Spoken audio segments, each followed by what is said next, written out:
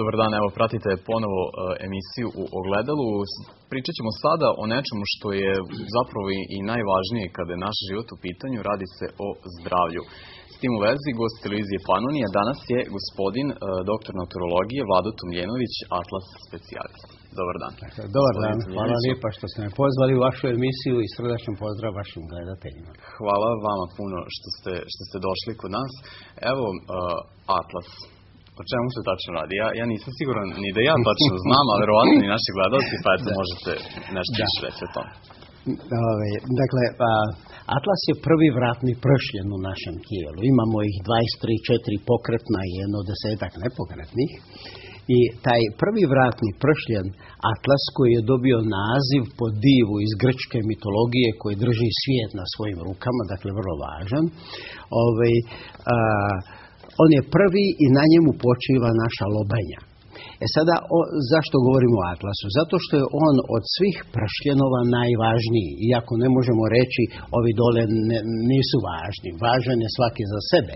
Ali on je najvažniji. Zbog čega je najvažniji? Zbog toga što on odlučuje kolika količina i kakav protok informacija će ići iz glavnog kompjutera, iz mozga, u sve organe i sve ćelije našega tijela. Jer svi impulsi iz mozga prolaze kroz kičmenu moždinu, kroz sve pršljenove i idu u sve organe i ćelije. Sada prvi odlučuje kakav će biti protok. Sada je interesantno za naglasiti da je taj prvi vratni pršljen kod svakog čovjeka manje ili više rotiran i pomaknut. Znači, konstantni je pritisak na kičmenu moždinu, na arterije koji prolaze ovdje kroz vratne pršljenove, takozvane vertebralne arterije, naprijed su karotidi, limfe, venozni tokovi i tako dalje. I sve je to pod manjim ili većim pritiskom i to 24 časa na dan. Sada je interesantno naglasiti isto da svaka saobraćajka, svaki trzaj glave, svaki udarac njega dovodi u još gori položaj. I onda se čovjeku zagorčava život.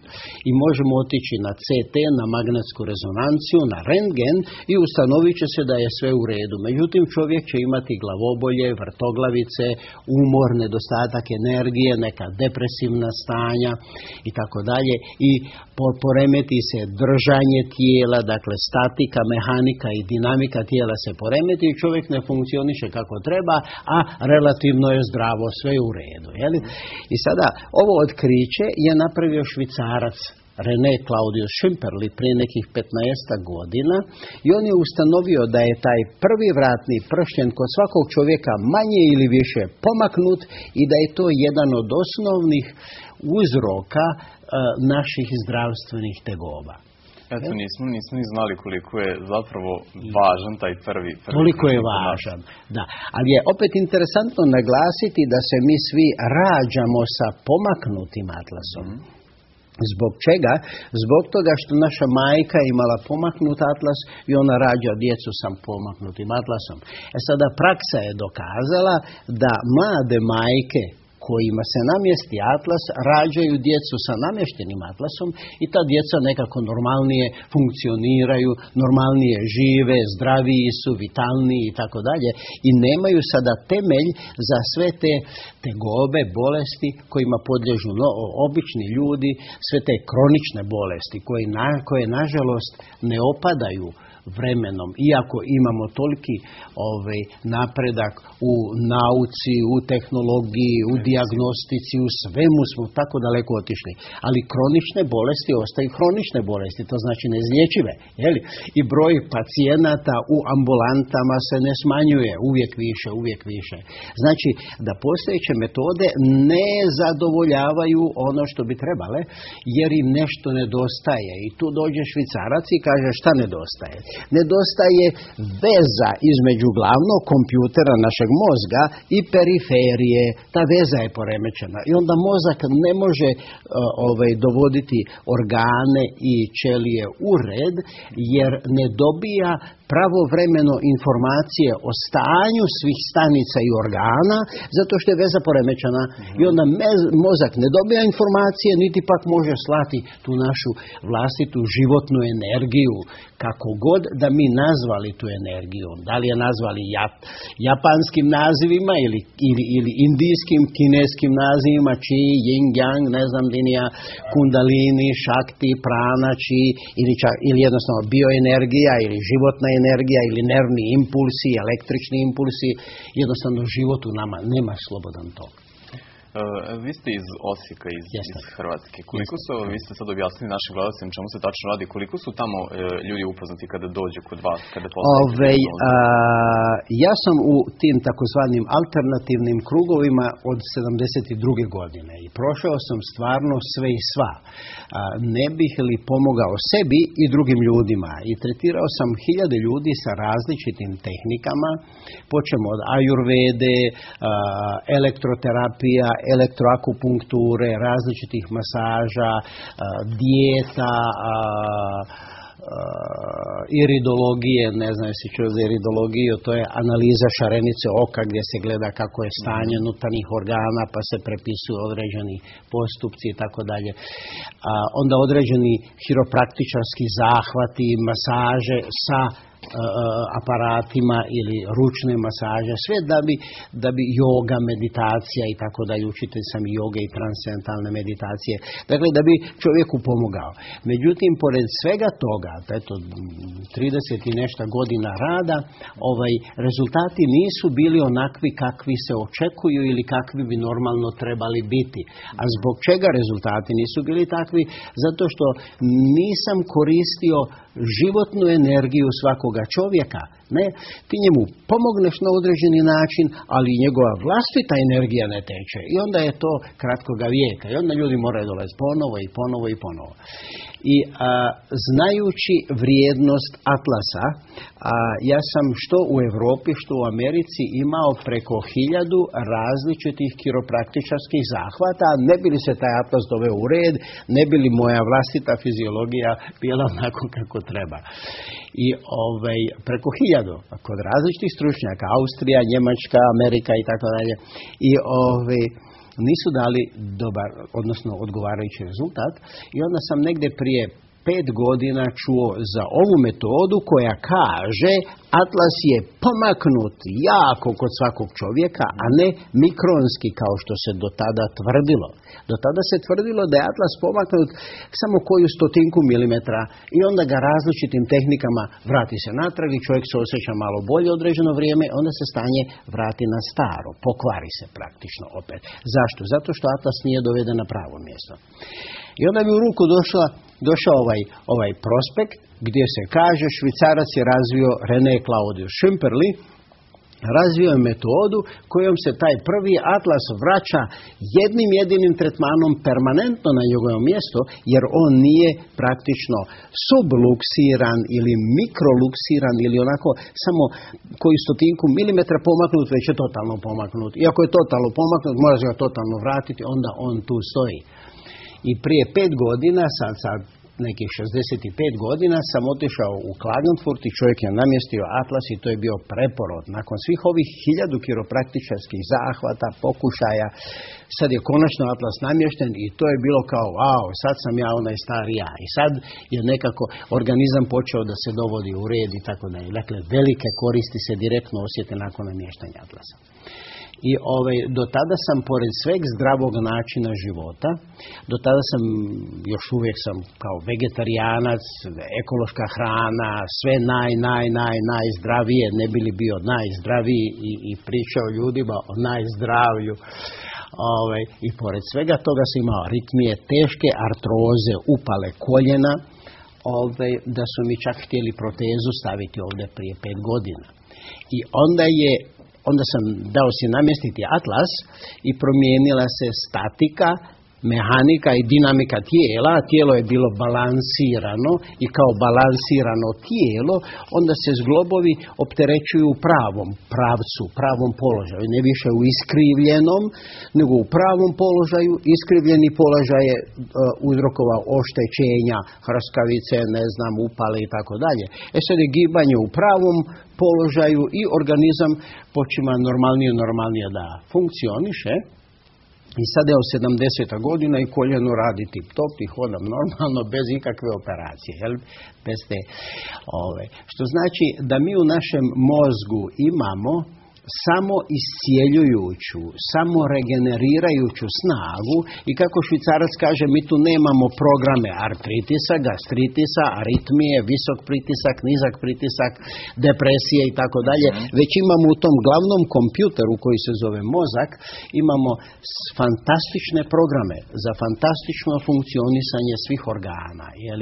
Sad, zašto to fantastično ne funkcioniše? Jer je veza poremećena i to je osnovni razlog. I sada smo mi, to sam prije 3 godine uveo u Hrvatsku i to smo proširili na Sloveniju. U Hrvatskoj imamo 8 atlas specijalista, u Sloveniji ima 7 atlas specijalista i oni sada to svako u svom području prakticira, pomaže ljudima, namješta ljudima taj prvi vratni pršljen i rezultati su fantastični, povratne informacije su jako fantastične. Na našoj web stranici atlasprofilax.hr imamo stotine pisanih iskustava i isto tako video izjava i od velikog broja liječnika koji to preporučuju jer je stvarno tehnika jednostavna, zahvat je bezopasan i rezultati su stvarno jako dobri. Ja sam siguran da imamo sada uključenje da bi se mnogi naši gledalci javili, mogu da se obrate vama, vi ste pomenuli, dakle, web stranica je atlasprofilax.hr. Tako je. Vi imate udruženje u Osijeku. U Osijeku imamo. Koliko već dugo postoji? Tako je. Pa imamo udruženje prije 2 godine za promociju ove Atlas Profilax metode. I naši atlas specijalisti prakticiraju to pod jednim udruženjem koji se zove HUPED, Hrvatsko udruženje za prirodnu, energetsku i duhovnu medicinu. To je kao što imamo udruženje ljekara, tako imamo, možemo reći, udruženje alternativaca koji su normalno registrovani i koji zakonski obavljaju svoju djelatnost. Koliko mislite da je ta alternativna medicina danas popularna? Meni se čini da je mnogo više nego sve više i više. U Americi, na primjer, svaki treći čovjek traži usluge u tim prirodnim metodama. Jer kad pogledamo da stvarno, pored sve želje, pored sve dobre namjere svakoga ljekara i svakoga čovjeka u tim medicinskim krugovima, pored svega toga, visok pritisak ostaje visok pritisak. Aritmija ostaje aritmija, dijabetes ostaje dijabetes, artroze ostaje doš artroze i sve te bolesti su neizliječive. Opet zašto? Pored sveg truda, pored sveg zalaganja, baš zato što ne koristimo životnu snagu svakog čovjeka. I ovdje se rastereti pritisak na kičmenu moždinu, nervni impulsi imaju slobodan protok i čovjek kaže, oho, konačno imam osjećaj do dolje i sad taj osjećaj, ti nervni impulsi kaže, aj malo ćemo raditi na koljenu, malo na bubregu, malo ovdje, malo ondje i to se vremenom dovodi u red. Kažem, rezultati su fantastični, ali ja bih želio naglasiti da ovo nije čarobna metoda. Cak, namjestit ćemo atlas i sad ćeš biti zdrav od svega onoga što si do sad bolovao.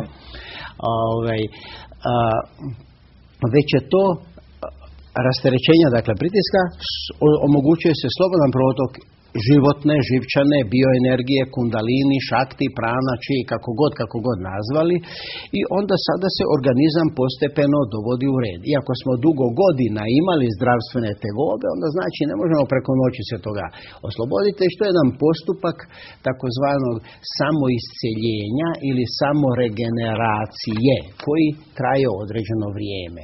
I kad je atlas na mjestu, naravno da moramo povesti računa o sebi. Zbog čega?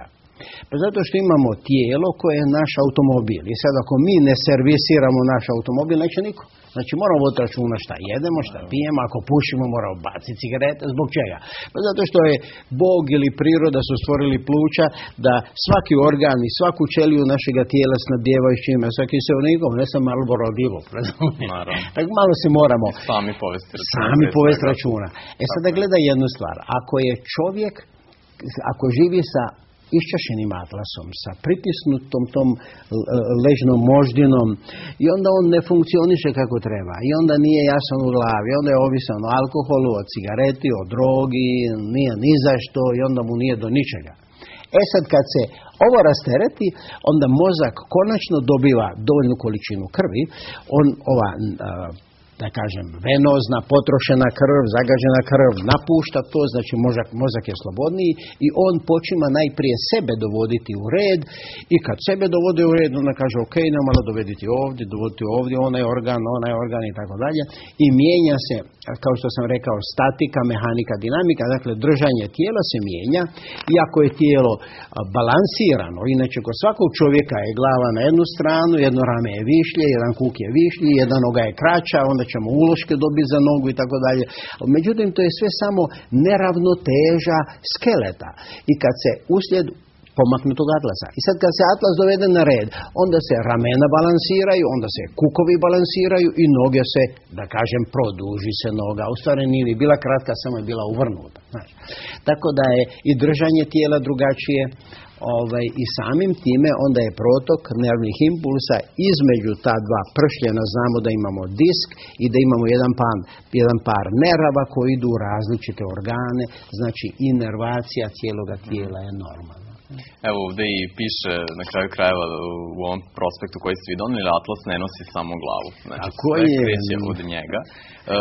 Zahvat nije opasan, nemaju čega da se plaše potencijalni pacijenti. Eto, gospodine Tomljenoviću, dakle još jednom da ponovimo, svi zainteresovani koji bi da saznaju nešto više o ovoj temi mogu da posete web stranicu atlasprofilax.hr i da saznaju mnogo više o atlasu i svemu onome što on našem zdravlju donosi ili odnosi, ako se ne pazi kako treba. Još bih želio naglasiti, ako mogu, da večeras imamo u hotelu Sajam predavanje u 19:30 časova. To je otvoreno, slobodan je ulaz, svi zainteresirani su pozvani da čuju informaciju o ovome, da postavljaju pitanja, da pojasnimo tu stvar.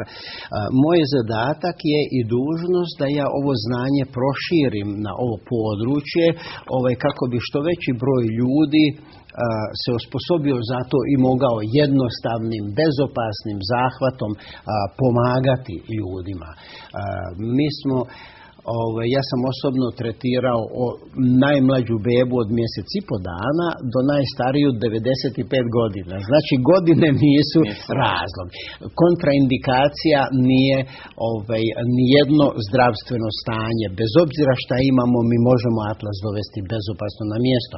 Mi smo imali veći broj ljudi sa hernijama diska na vratu, sa protruzijama diska, gdje je pokretanje tijela jako ograničeno i glave i spavanje i bolnost i tako dalje, operacija kao jedino rješenje. Sada, uslijed tog pomaknutog atlasa, vratna kičma je preopterećena, sve je to nekako rasklimano. Sad kad je atlas na svome mjestu, onda se on fiksira za lubanju na određen način i on se okreće oko ove okomite osovine drugog vratnog pršljena i dolazi do slobodnog pokretanja glave lijevo, desno, bez obzira na hernije diska koje možemo imati u vratu. Dakle, to je direktno rasterećenje čovjeka i to je blagoslov stvarno. Kad vidimo mlađeg čovjeka, ne može se okretati, namjestimo mu atlas, on slobodno pokreće glavu. Sada, kod tog slobodnog pokretanja glave donji pršljenovi miruju. Sad ti diskovi oštećeni nisu opterećeni i oni imaju šanse onda da se povlače i dovode u red, jer se kaže mijenja statika, držanje tijela se mijenja. Sad ti diskovi više nisu pritisnuti više s jedne strane, nego se nekako taj pritisak izjednačuje. Evo, gospodin Tomljenić, zahvaljujući vašem gostovanju, ja mislim da smo mnogo toga novog danas saznali. Da ponovimo još jednom, večeras od 19:30 u hotelu Sajam besplatan je ulaz. Besplatan ulaz, tako je, za predavanje. Da li ćete vi držati predavanje? Jeste, da. I kolegica je sa mnom, jedna doktorica Kata Lekić-Sarvaš. Hvala vam puno što ste bili gost televizije. Hvala vam što ste me pozvali. Ja se nadam da će sve više biti zainteresovani i naši gledalci, naravno i svi ostali, za zdravlje. Jer na kraju krajeva od njega se zavisi. Tako je. To je super. Pratili ste emisiju Gledalo. Hvala vama što ste bili naš gost. Ostanite uz televiziju Panonija.